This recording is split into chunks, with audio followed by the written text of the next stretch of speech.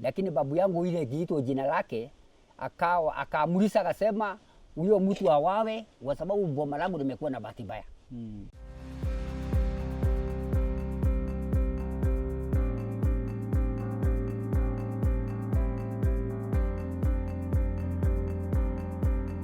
Mimi jina langu naitwa Joseph Kanyoni Njoroge. Ambaye niko na wadugu wanne na wadugu watano. Msana akiwa watano. Kwa madugu mimi ndio wa kwanza. Lakini nilikuwa nimeambiwa kulikuwa kumesaliwa mwingine mbele yangu ambaye hakukuwa na miguu na mikono. Lakini babu yangu ile kiitwa jina lake akaamulisha akasema huyo mtu awawe kwa sababu boma langu limekuwa na bahati mbaya. Na ngawekwa matawi kwa mdomo na akakufa. Sasa mimi nilikuwa wa pili. Sasa nilikuwa wa pili.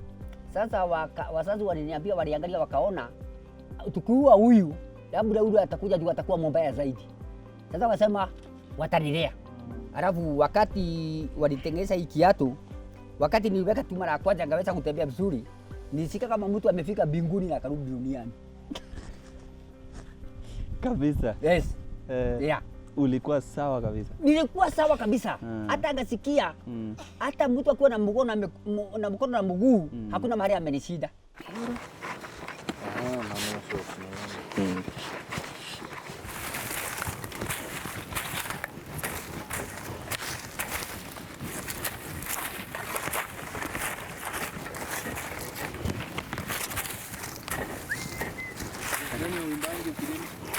Yeah? Ila nasi kuishuna kwake na kuja kwa hii shamba naishika hivi naifanya hivi inakatika mara moja na inua juu naenda naye. Namna hiyo. Yes. Yes. Na inakaa tamu bwana. Mananiaba kwangu ni matamu sana. Kwa sababu mtu anaolima ni mtu ana mikono na miguu.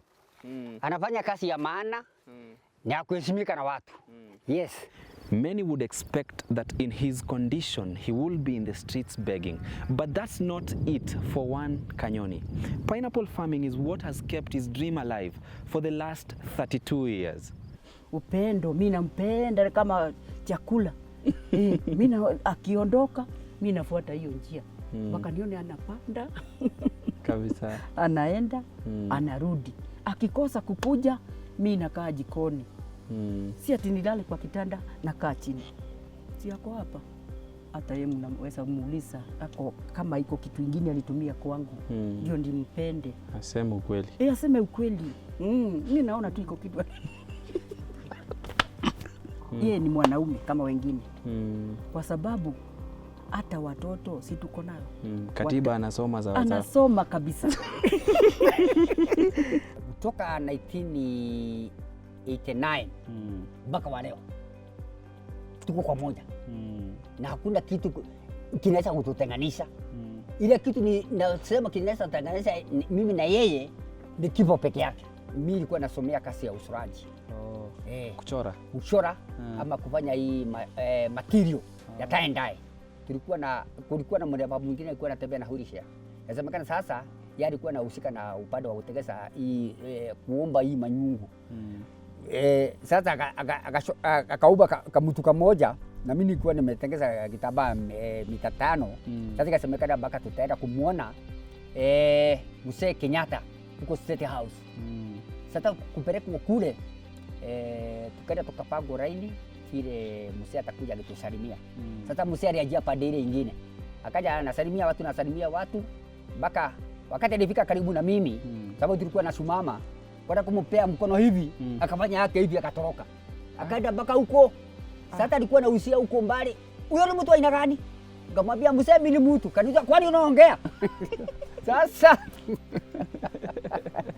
ndio kaniuliza na nini ilikula wewe mikono na miguu? Nikamwambia ni usaliwa hivyo. Sasa hivyo tu. Lakini sio kitu ilikula wewe ama ukato na kitu. Nikamwambia hapana. Sasa akasema nataka tupikwe pisha na nyinyi tukiwa watatu. Na hii pisha itaweka sahi yangu mimi mwenyewe. Ili ya kuwa kukumbuka hii siku ambaye hii tumekuwa na nyinyi ambayo ilikuwa 1973 Januari 1 ndio tunaenda kumuona huko State House. Sasa hiyo picha kupigwa, sasa hiyo picha ndio tukapewa, sababu alituambia tuende tufikirie kile tunataka arudi aabiwe. Sasa hatukujua kama wale labda walitupeleka kama walirudi wakapewa, kwa sababu walikuwa na ruhusa kupewa, sababu atuliambia tuwaambie wende wakamwambie, na ndio sababu nafikiria ama naona kwamba sababu sasa ule ako kwa kiti ama kwa kiti ya rais ni mtoto yake. Sasa angalia ngaona kama kungiwezekana niruhusiwe niende ngamuone, alafu nimusongee na nasi moja, alafu nimuonyeshe kwamba uwete sio mikono na miguu, uwete ni akili. Sababu kuna watu wengine ambaye ni viwete akili. Sababu hawezi kujimudu. Kabisa. Anaonekana kwa na miguu na mikono lakini hajisaidii. Kabisa. Ni mtu anakaa hivi.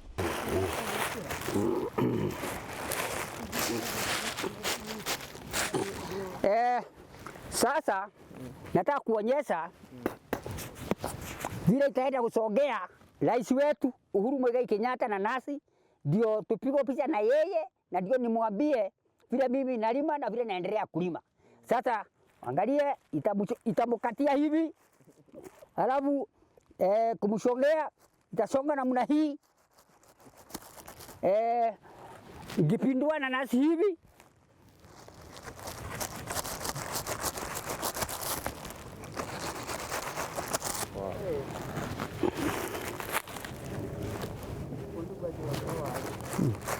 Sasa ndio wakati nafanya hivi, hata rais wetu Uhuru Kenyatta akiangalia hivi, atakubali kwamba ulemavu sio mikono na miguu, ulemavu ni akili. Atakuwa amekumbali hata yeye hivyo. Kuna watu wananiuliza wakati unafanya hii kazi, unataka watu wausaidie namna gani? Sasa nawaambia ile kitu nafanya kwa hii wanisaidie. Hii manasi mimi napanda hapa kwa sababu si manasi peke yake nalima. Nalima nduma, mahindi, maharagwe, mpaka mboga. Sasa nawaambia ile kitu nataka watu wanisaidie naye sana ni kunisaidia na ile borea. Ile ya Wamasai ambaye debe moja inatoka shilingi 100. Sasa watu wakinisaidia na hiyo, mimi naendelea kuendelea maisha yaendelee mbele. Isipokuwa sasa kuna kuja hii mambo ya dam ya damu ya Karimino. Na sasa hiyo mambo ya damu imekuja, sasa tunaona kama mimi naona kama ile sasa wanabakia mahali kidogo upande wa juu, sababu wamechukua ile mahali kubwa. Ile lakini ile kitu niguliza tu ama nauliza serikali nishukue hiyo shamba yangu yote, inipatie ingine ambaye itaweza kuenda kujimudu huko mimi na bibi yangu na watoto wangu, na tuwe na maisha ingine, hata ingawa itakuwa maisha mpya, lakini Mungu atatusaidia iendelee kuwa mzuri.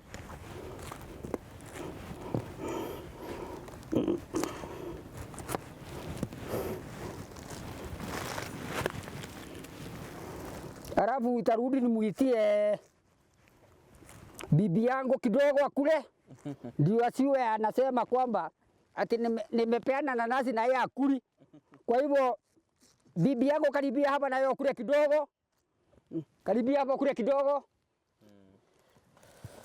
Sera kaka. Karibu. Kaka. Ni wega muthuri. No ũrandirika. Nanie no njoe kamwe kanini tondu nekehea mwene ni otaga are mundu kuhoria. Nigwa sugerigi.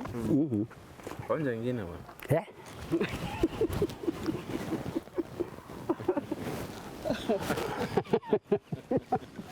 Sai Kanyoni ni za ngapi sai? Sai ni za ngapi? Sai ni za 11:25. Yes. Yeah. Joseph Kanyoni truly walks the talk that disability is not inability. He's been able to peel this particular pineapple at my watch, and I've really enjoyed the taste of it. How I wish each and every one of us would embrace his vigor for life. Reporting for Tuko News, my name is Kevin Phillips Momanyi.